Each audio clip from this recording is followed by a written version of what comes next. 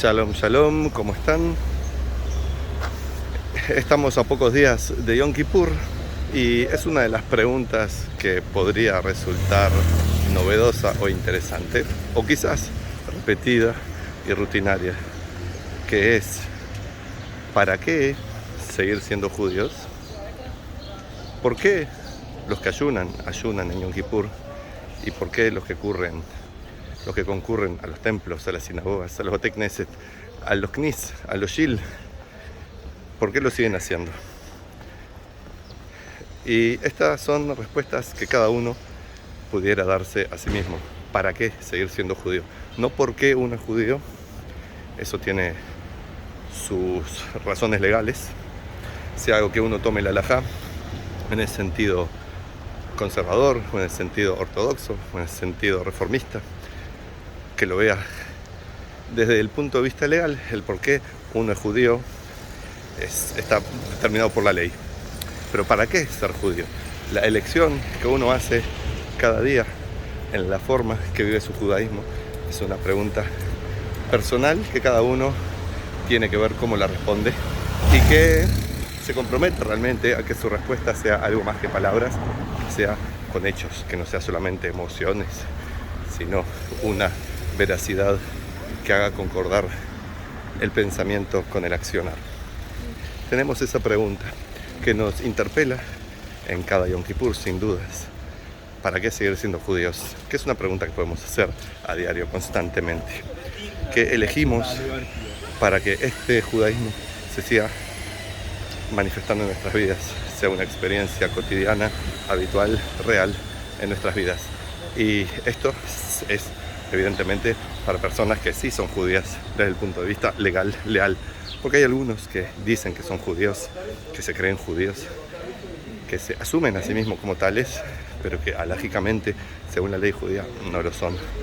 Entonces, si bien uno podría decir: soy judío porque me creo judío, porque me siento judío, porque algún antiguo antepasado mío quizás era judío, porque me gusta la comida judía, ok, pero eso no hace a que la ley judía admita que la persona es judía, ni que la comunidad judía, la familia judía lo acepte al extranjero como judío.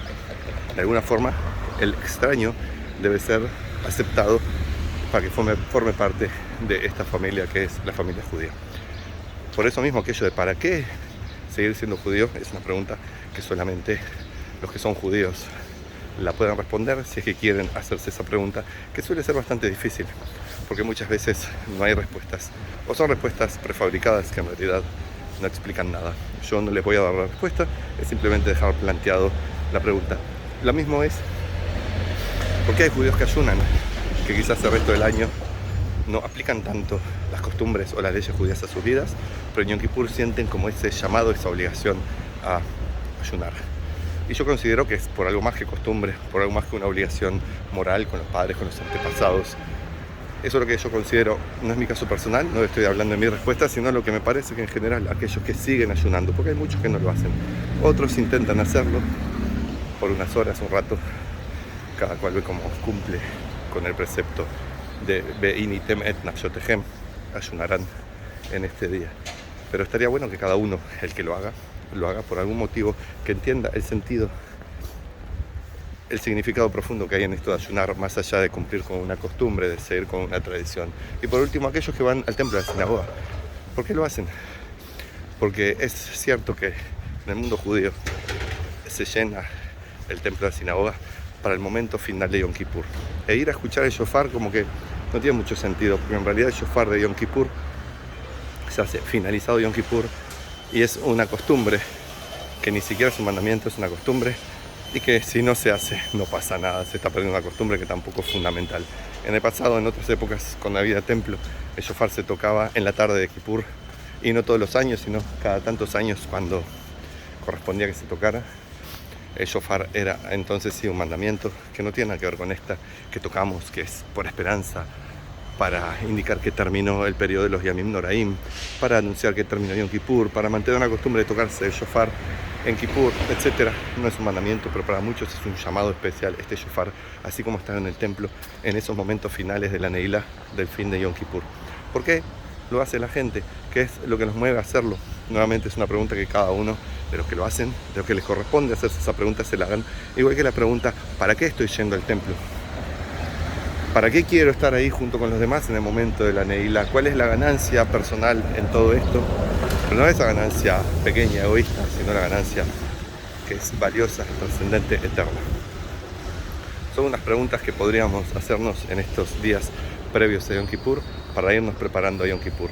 Porque si bien es muy lindo desearse Gemar Hatima Tová, que seas firmado y sellado y condecorado en el libro de la vida y que tengas muchas bendiciones, salud, bienestar, prosperidad, es muy lindo, muy bonito, hay que hacerlo, es continuar con ese folclore amoroso y saludable. La otra parte de Kippur, que es el interpelar al alma, de vernos en nuestro espejo interior. Esa es la finalidad que tiene estos días, el verdadero valor de estos días y en especial de Yom Kippur.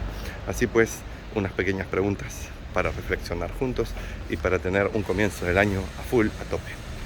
De mi parte les deseo todo lo mejor, muchas bendiciones.